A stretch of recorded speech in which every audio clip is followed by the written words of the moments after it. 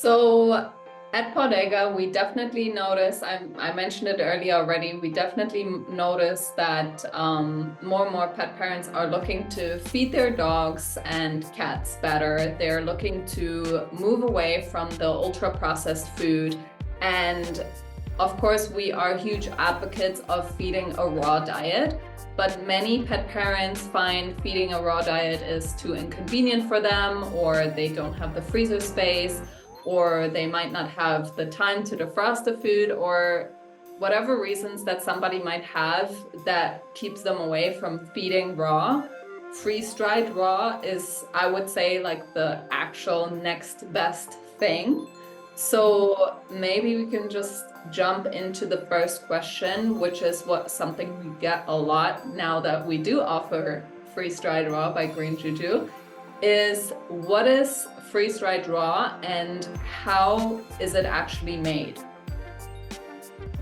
So just to speak to kind of what you were saying about like who this food is good for and everything, one of the like overarching missions with Green Juju is to make good food accessible to anybody, no matter where their comfort level is, or so we want to reach those people that may be feeding a processed food and may think like, I don't want to deal with the freezer, I don't want to do all this, and make it as easy as possible, whether that's putting a plop of green stuff in their bowl, or topping with something, or switching to a whole freeze-dried diet. So it was really cool to hear you say that, because that's exactly our mission, is to help people, step up nutrition in easy ways.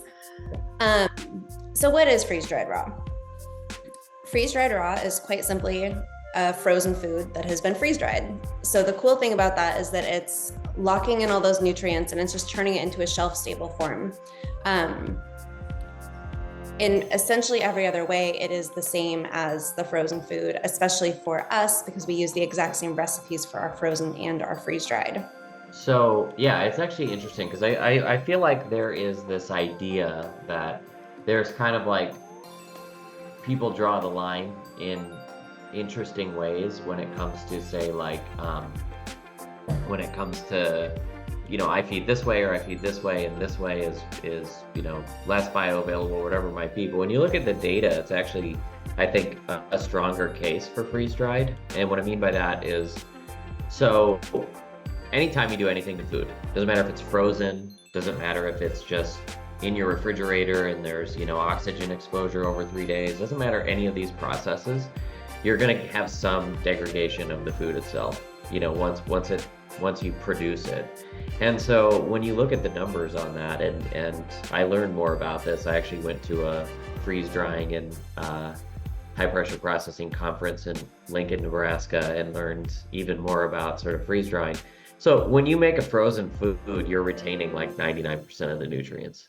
And on average, when you make a freeze dried food, you're retaining at least 97% of the nutrients. And so much so that you don't ever have to reformulate the product, because there's no real nutrient loss there.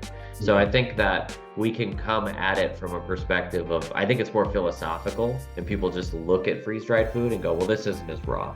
Well, it does go through, I guess, less of a processing step, but we are retaining all of those nutrients. And so for me, as long as you're properly rehydrating that, I think it's great. And also, I think it allows people, like, for me, being a huge nerd, I know that when I use it, I really get into the rehydrating process. Like, I'm like, oh, I can add this, or I can do this thing, or I can make this liquid. And so I think that those could produce even, better health outcomes potentially. So I think whatever level you're getting in at, be it frozen or freeze-dried, I love both versions of what we do. Thank you so much for watching this video, and if you liked it, please do make sure to give it a thumbs up, and don't forget to subscribe to this channel, because it really does help with the growth of our channel. And helping more dogs.